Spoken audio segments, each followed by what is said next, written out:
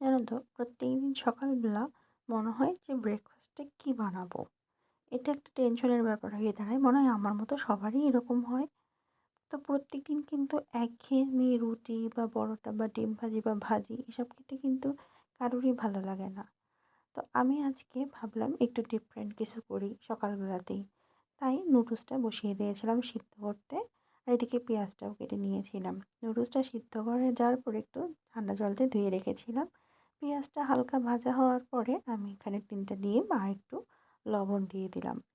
দিয়ে বেশ ভালোভাবে ওগুলোকে একটু বড়, বড় করে ঝুরি, ঝুরি করে ভেজে নেব। ঝুরি, ঝুরি করে ভেজে নেওয়ার পরে এর ভিতরে আমি যে নুডলসটা আমি সিদ্ধ করে রেখেছিলাম সেটাই দিয়ে দিলাম। আর এর ভিতরে দিয়ে দিয়েছি সয়া সস, টমেটো সস, নুডলসের মসলা আর অরিগানো দিয়ে খুব ভালোভাবে নাড়িয়ে চাড়িয়ে নামিয়ে নিলাম। আর ওইদিকে তো চা বসিয়ে দিয়েছি। সকালবেলা মানে তো চা তো লাগবেই। চা ছাড়া তো চলবে না। তো চাটাও বসিয়ে দিয়েছি। আর অবশ্যই এর উপরে একটু সস দিয়ে দিয়েছিলাম। Sweet chili sauce. এটা আমরা খুব ভালো খাই। আর ওইদিকে দেখো আমার ছেলেটা কী করছে? সবাই খেতে বসেও গিয়েছে। তো খেতে দিয়ে আমিও খেতে বসে গেলাম। সকালবেলাটা না এই বেলাটা মনে হয় সবাইকেই পোহাতে হয় যে কী ব্রেকফাস্টে বানাবো। প্রতিদিন তো একরকম ভালো লাগে না। আমাদেরও সেই একই অবস্থা। তাই আজকে এভাবে করে ব্রেকফাস্টটা করে নিলাম।